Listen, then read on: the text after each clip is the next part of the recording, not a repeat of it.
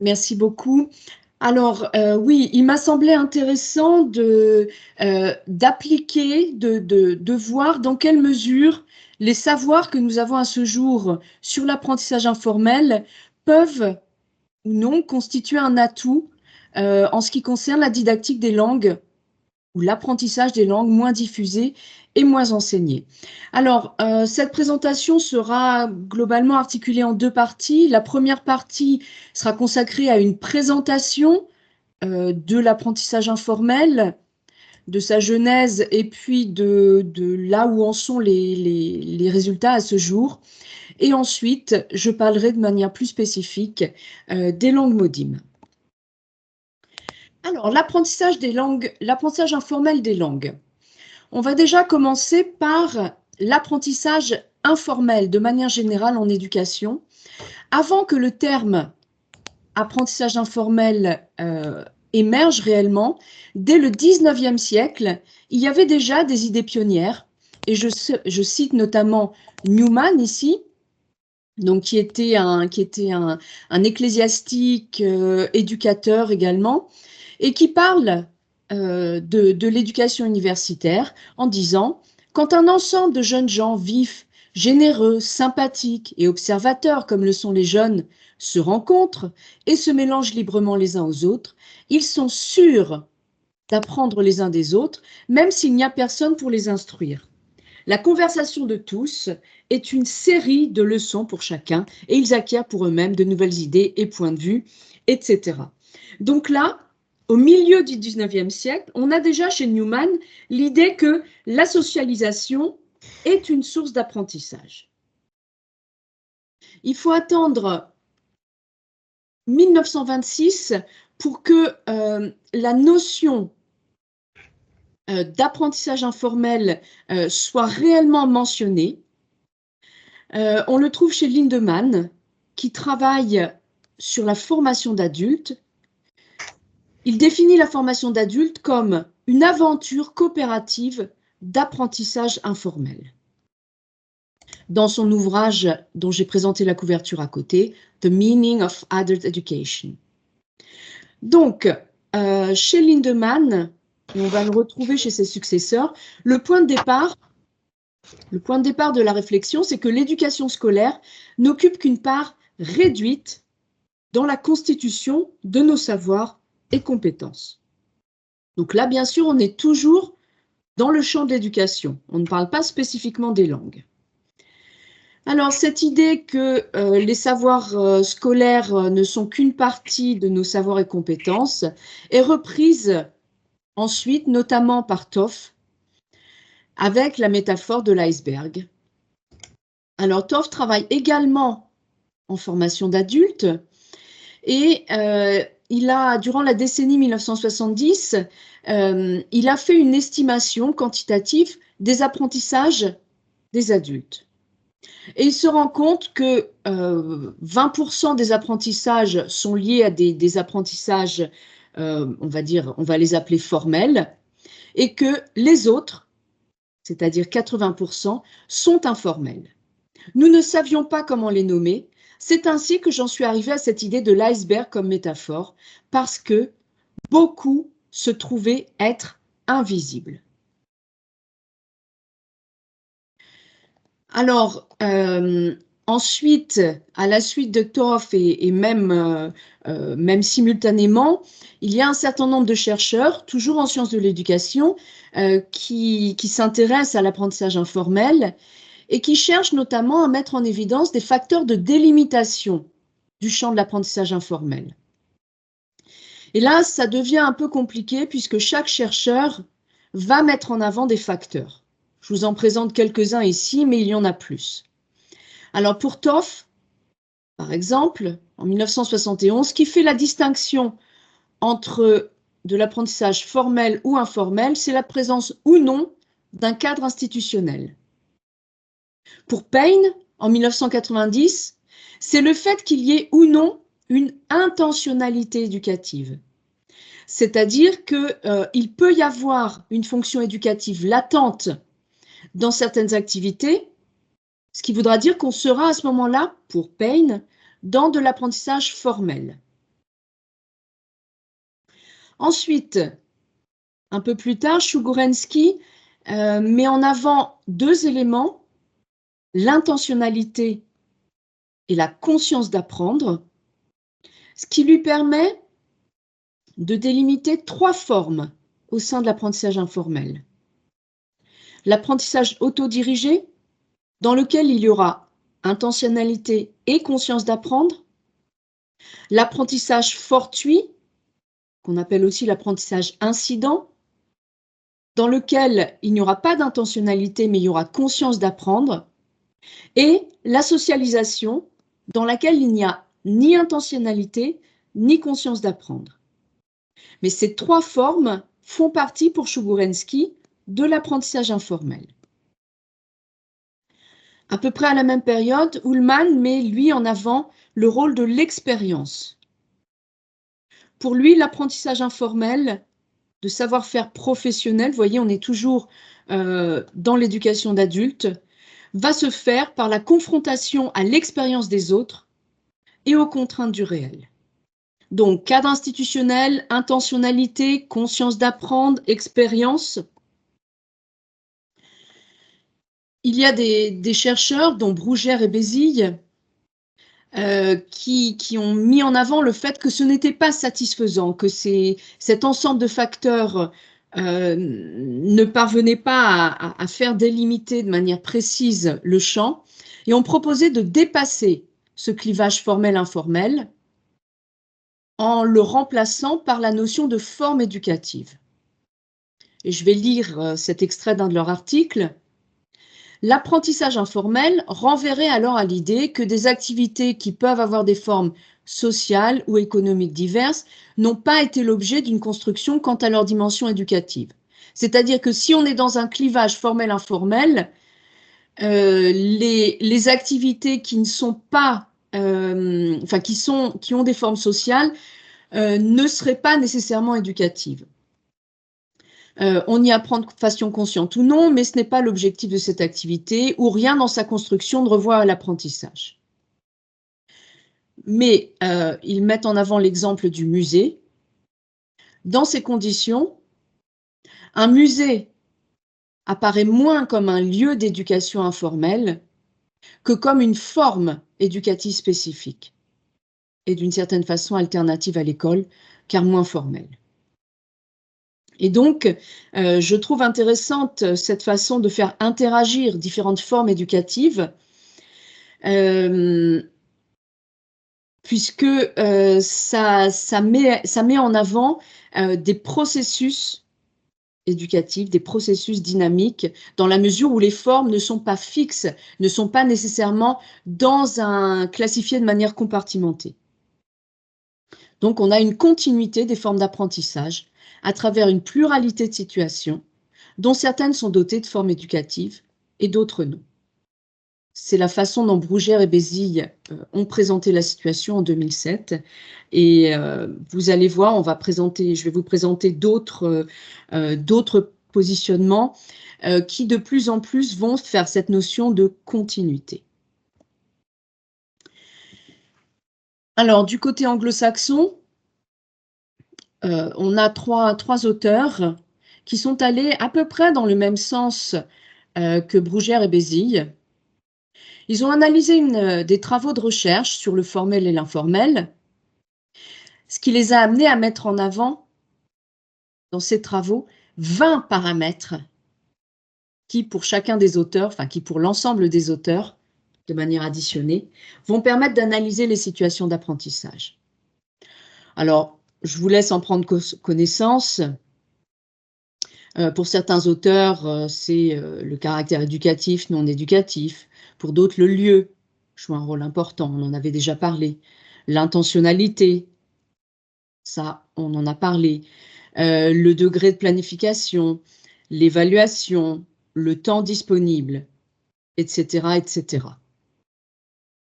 Alors évidemment, 20 paramètres, chez des chercheurs différents, ça semble assez difficile d'en déduire des délimitations précises. En plus, non seulement il n'y a pas de consensus parmi l'ensemble des chercheurs, mais en plus, il y a peu d'activités qui semblent relever exclusivement de l'un ou de l'autre pôle, ce qui laisse entendre qu'il n'y aurait pas de frontière définie entre le formel et l'informel. Cela conduit donc Colley, Hodgkinson et Malcolm à mettre en avant un modèle du continuum que je représente ici. Je tiens à préciser que le schéma n'a pas été proposé par les trois auteurs, c'est moi qui ai fait une représentation graphique qui me semble de nature à faire bien comprendre le modèle. Donc, ce modèle, qui est décrit par les auteurs comme un outil pratique, s'appuie sur 4 paramètres. Donc, en fait, parmi les 20 paramètres qu'ils ont identifiés auparavant, ils ont fait 4 catégories. La catégorie du processus, la catégorie de l'emplacement et du cadre, la catégorie du but et la catégorie du contenu. Et il propose d'analyser les éléments constitutifs d'une situation d'apprentissage donnée et d'éventuellement l'évolution de cette situation d'apprentissage en positionnant chacune des 4 catégories plus ou moins vers le formel ou plus ou moins vers l'informel. Il donne l'exemple de la mise en place d'un tutorat par l'institution. Si l'institution met en place un tutorat, cela veut dire que le processus et le but vont se décaler sur le continuum vers plus de formalité. Ce qui serait différent, bien sûr, si un tutorat était mis en place par les étudiants eux-mêmes, au sein des groupes d'étudiants. Donc là, cette notion de tutorat irait ou resterait plus vers de l'informel.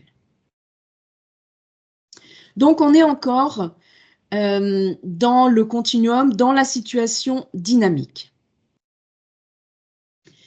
Je vais m'arrêter là pour les critères de délimitation en donnant 4 aspects synthétiques qui ressortent de ce qu'en ont dit les différents chercheurs. On voit clairement qu'il y a une très forte porosité entre le formel et l'informel en éducation. Plusieurs chercheurs ont mis en avant le fait qu'il soit peu pertinent de chercher de manière exhaustive des distinctions entre les catégories apprentissage formel et apprentissage informel. Troisième caractéristique, l'apprentissage informel est indiscutablement présent dans les parcours d'apprentissage et joue indiscutablement un rôle. Et enfin, quatrième caractérisation, les 2 catégories, formelle et informelle, ont très longtemps été considérées, voire continuent à être considérées de cette façon, de manière hiérarchisée par les praticiens et les chercheurs.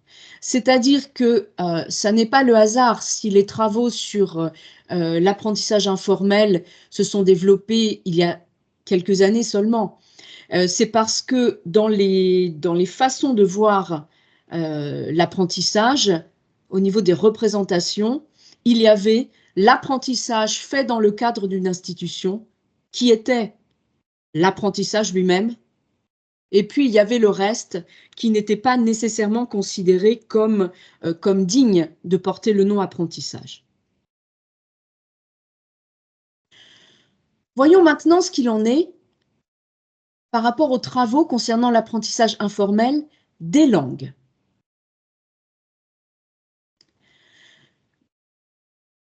À ce sujet, il est nécessaire de mettre en avant le fait qu'il y a eu 2 modifications majeures du paysage de la didactique des langues depuis les années 2000.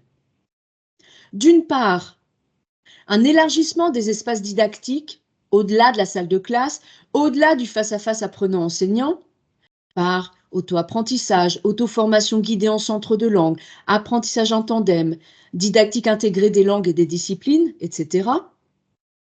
Et d'autre part, parallèlement, une augmentation exponentielle des formes d'exposition aux langues étrangères, par les mobilités internationales, par les usages multilingues d'Internet, et également par un accès facilité aux films et séries en version originale. Ce sont ces deux modifications du paysage qui ont conduit des chercheurs en didactique, à partir des années 2010, vous voyez, il y a à peine 15 ans, à prendre en compte de manière approfondie des phénomènes d'apprentissage informel des langues.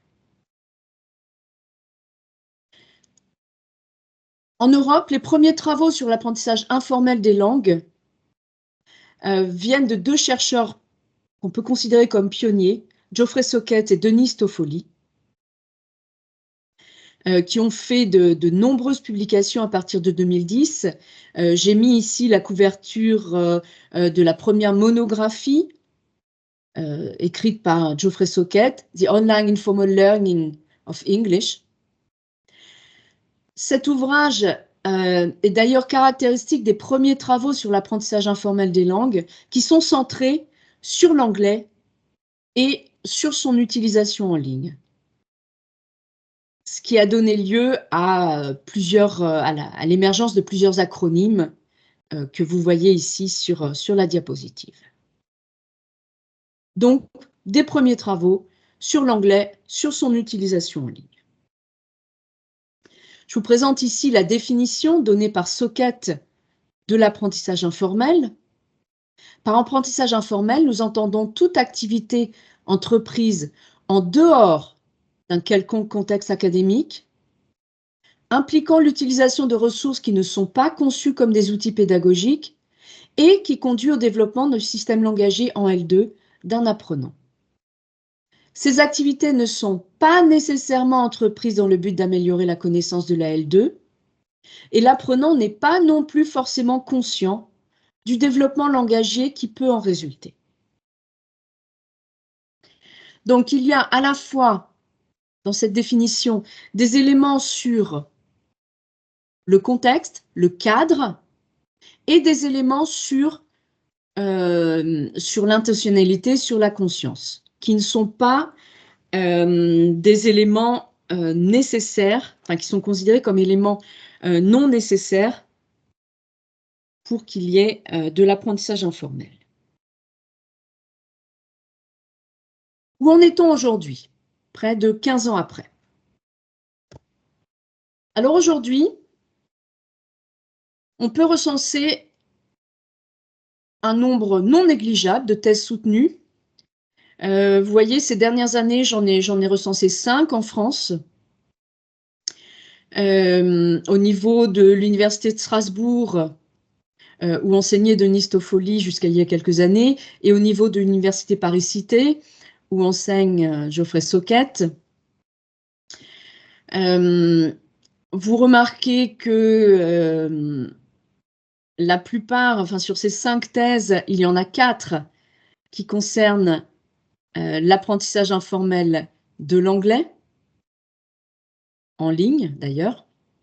Enfin, il y en a 3 sur l'apprentissage de l'anglais en ligne, une sur l'apprentissage informel de l'anglais, pas nécessairement en lien avec le numérique, et puis une sur l'apprentissage informel de la langue japonaise. À l'étranger, il y a également un certain nombre de thèses, donc une en 2019 à l'Université d'Oxford sur l'apprentissage de l'anglais par des élèves allemands, et une sur l'apprentissage informel de l'anglais par des femmes d'Arabie Saoudite.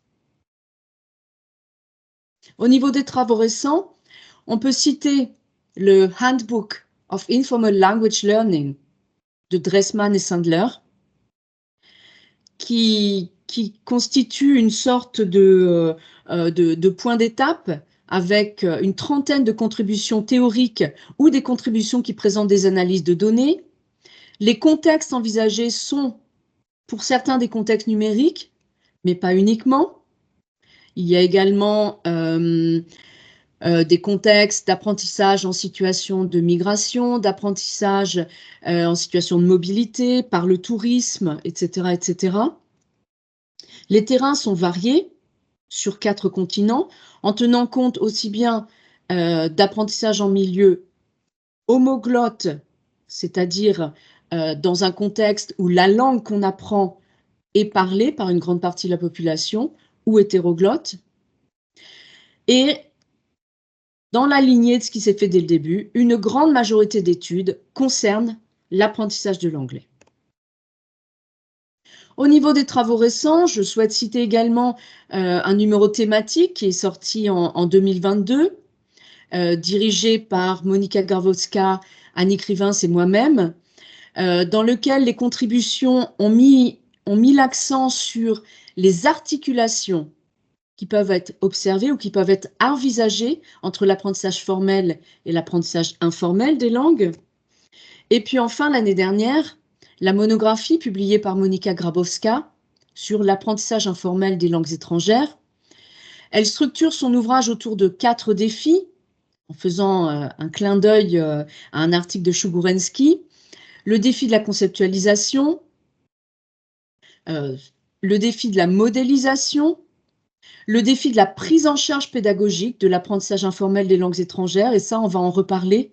C'est une grande question, en fait, et le défi de la reconnaissance de l'apprentissage informel. Dans son ouvrage, Monika Grabowska redéfinit également les contours de l'apprentissage informel. Vous vous souvenez, il y a quelques instants, je vous avais montré la définition donnée par Socket.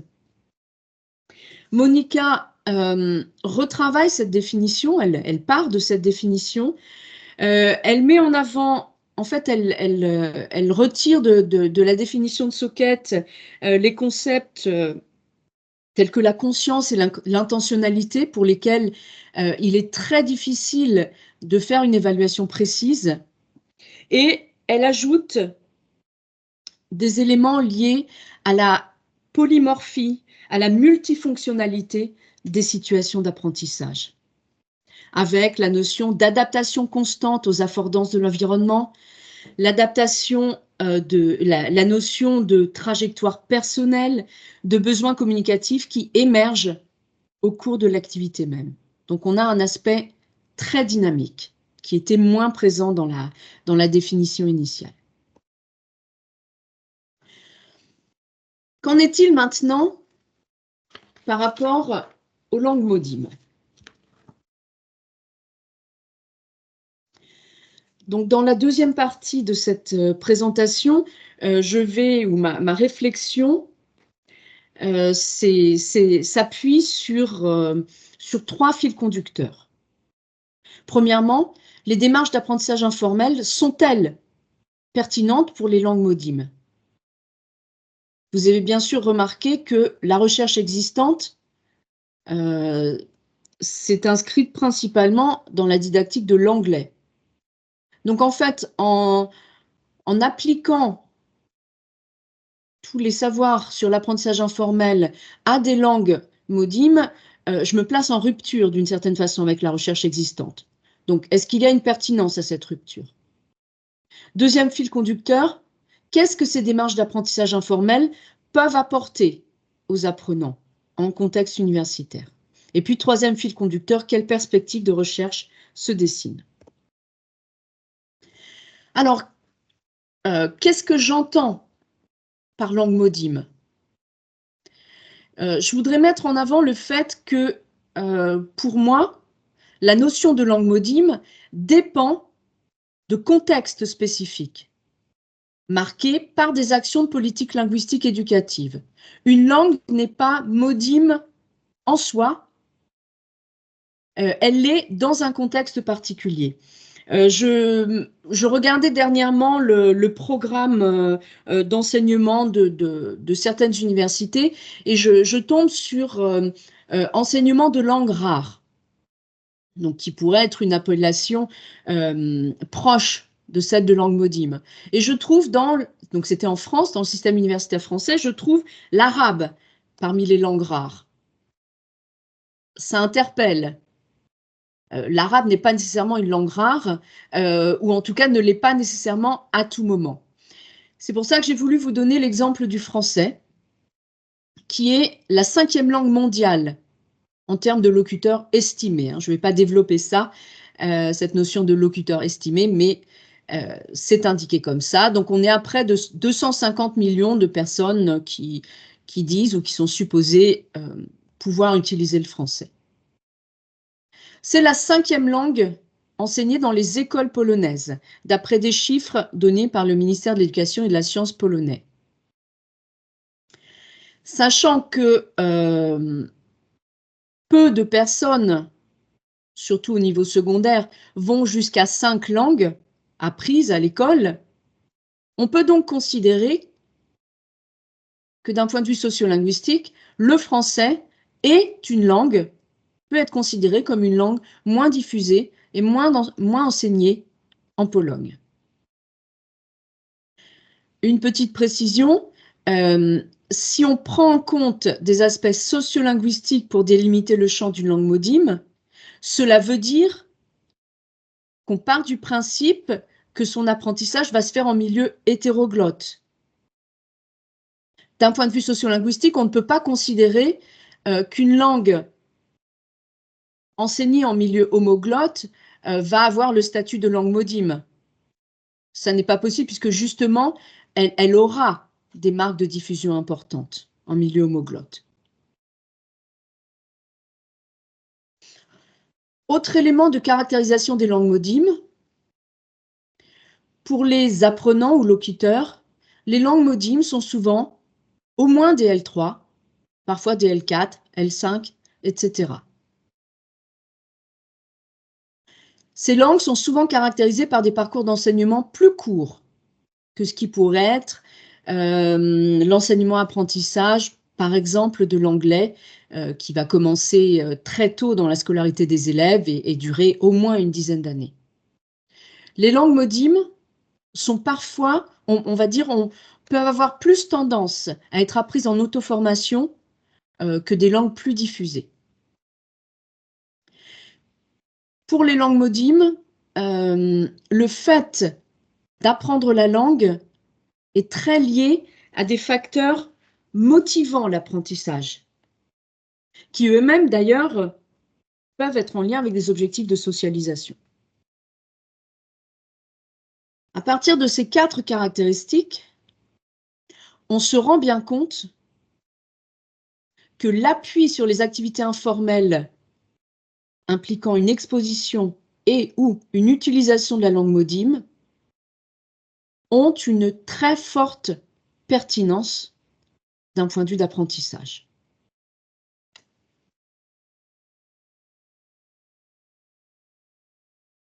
Dans le schéma que je présente ici, je montre en quoi cette pertinence est forte.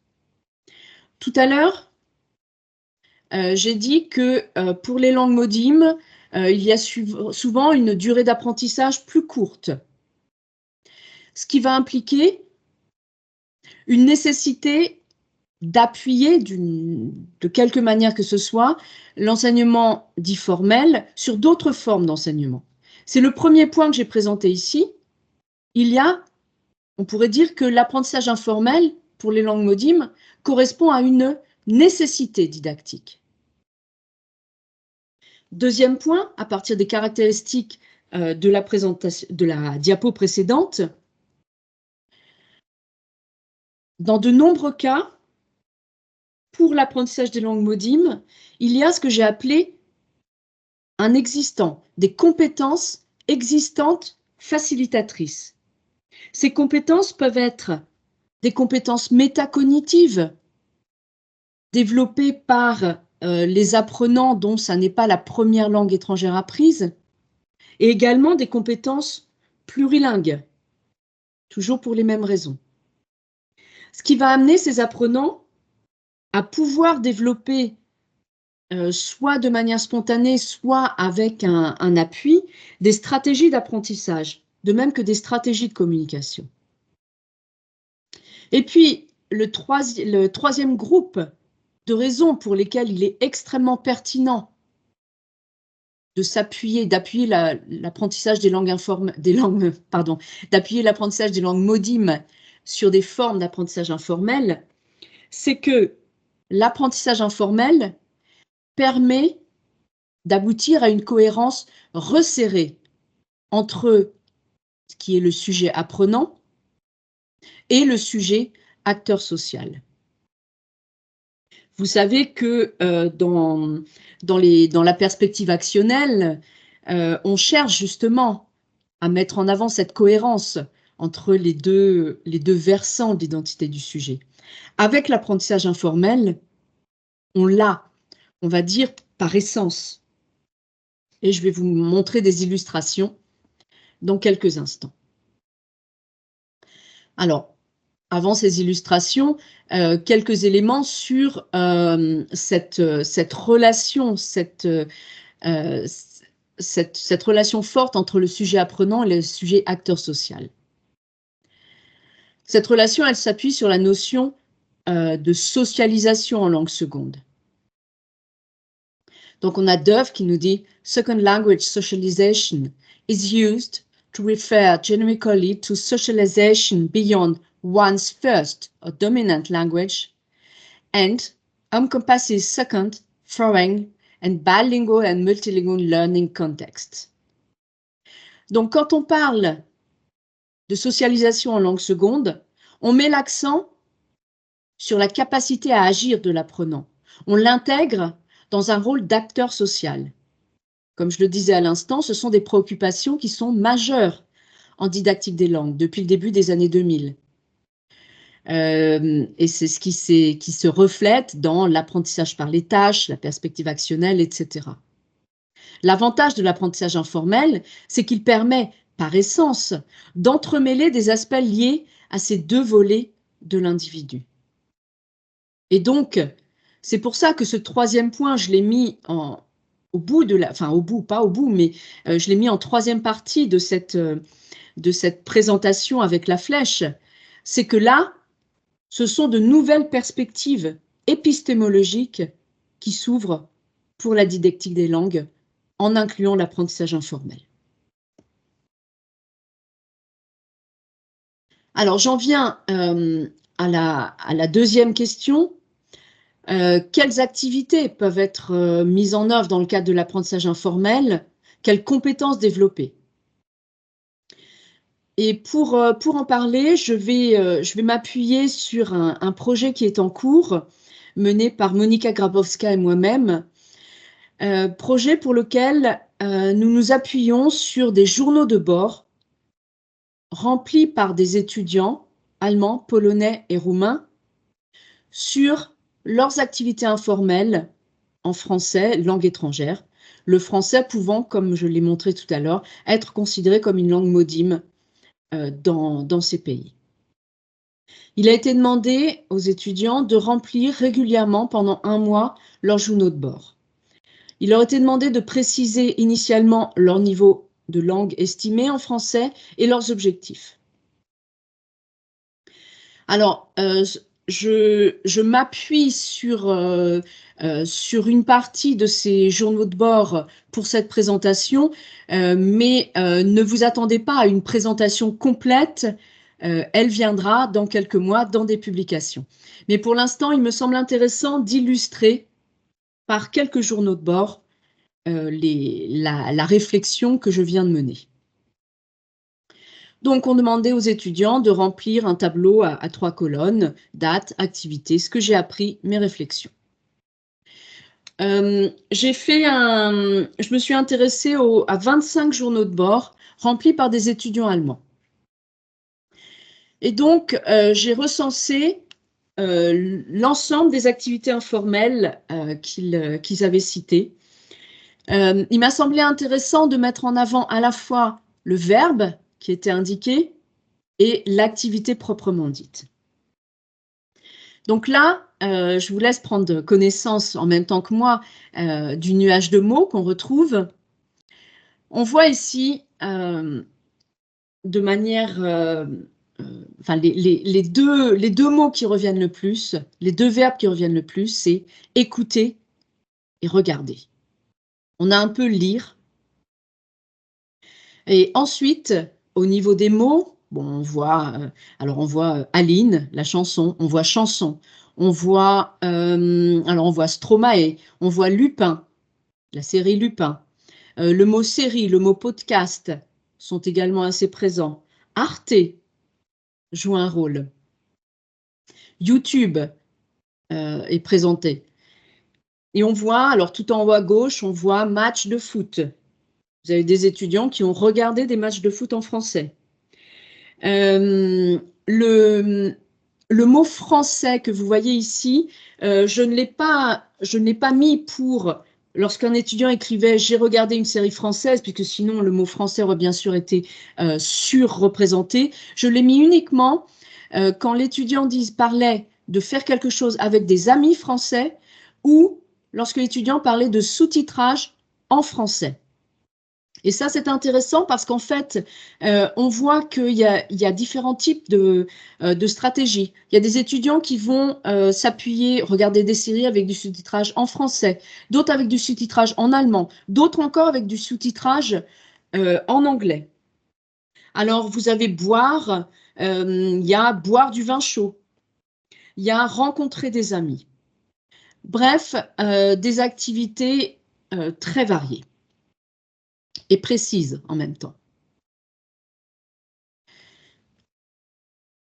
Je m'intéresse maintenant à ce qui était indiqué, à certains des éléments qui ont été indiqués dans la troisième colonne, en essayant de voir quelles sont les compétences qui ont été présentées par les étudiants, soit parce que c'était des compétences visées, soit parce qu'ils avaient constaté avoir progressé par rapport à ces compétences. Le vocabulaire arrive en première ligne. La compréhension, et en particulier la compréhension orale, arrive en deuxième ligne. On voit aussi la prononciation, la grammaire. On voit aussi assez fréquemment les expressions familières, les façons de parler du quotidien, la mémorisation, la vitesse, s'habituer à écouter quand des locuteurs parlent vite. On a un peu l'écrit, parce que certains étudiants s'appuient sur l'écrit, s'appuient sur les sous-titres pour améliorer leur compréhension de l'écrit ou leur connaissance des structures.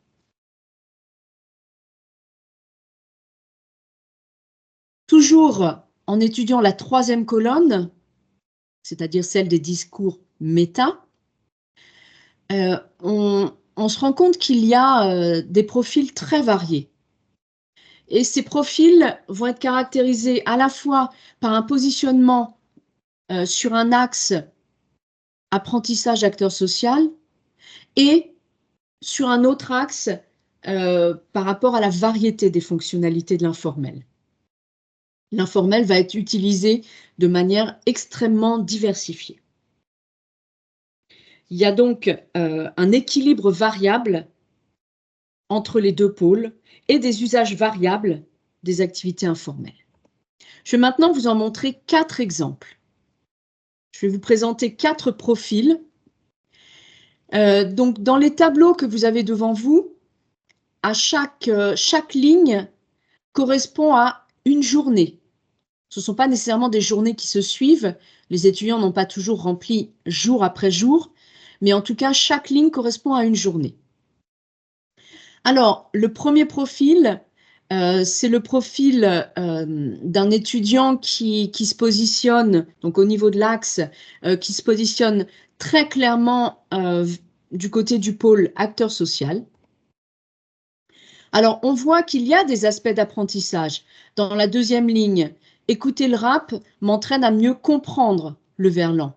Mais directement, on a un aspect relevant de l'affectif. J'aime bien sa musique.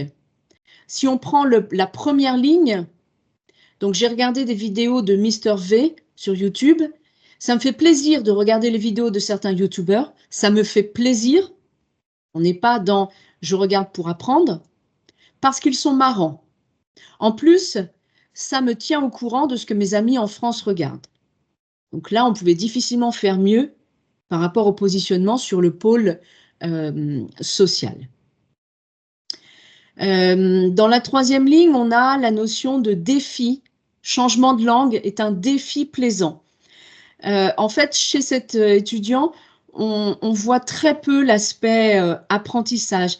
On voit bien que chez cet étudiant, l'apprentissage informel est vraiment, comment dire, est vraiment induit par les situations, mais pas nécessairement voulu. Alors, 1, 2, 3, 4, il y a la quatrième ligne. Donc, l'étudiant est allé au bar avec des amis français et mauriciens.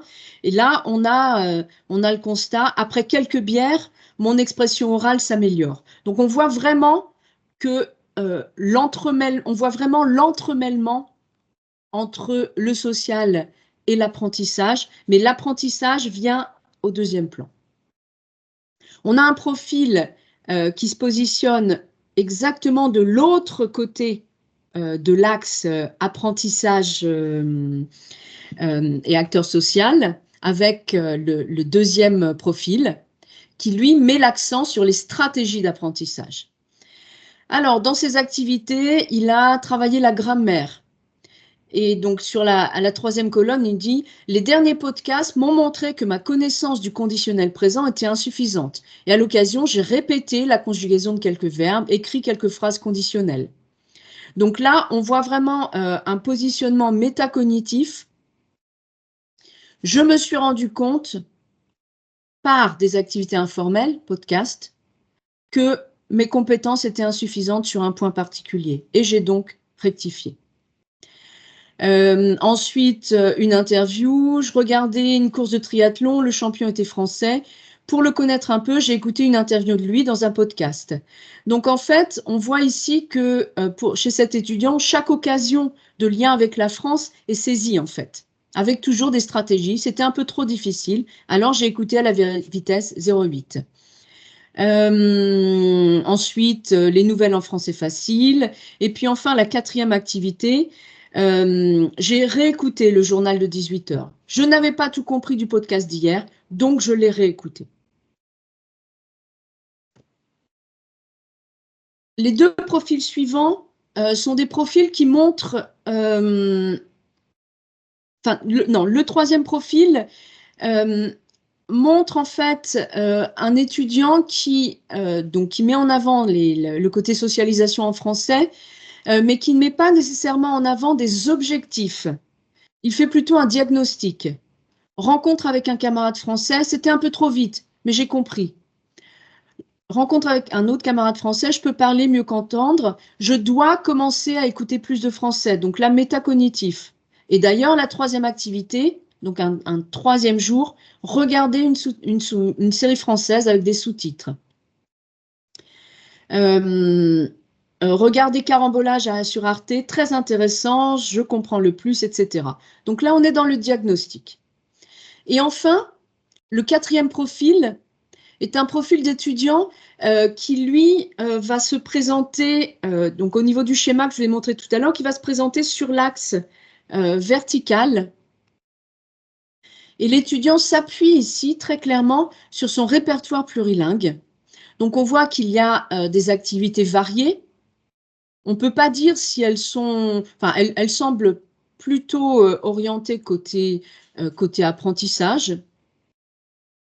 Et on voit que cet étudiant a l'habitude de regarder des vidéos en français avec des sous-titres en anglais.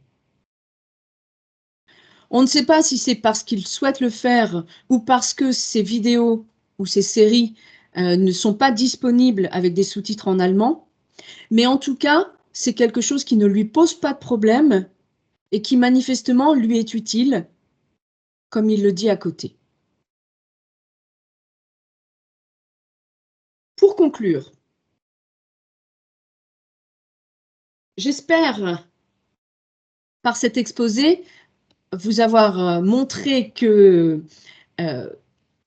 l'apprentissage informel présente des perspectives de manière bien plus élargie que le simple apprentissage de l'anglais.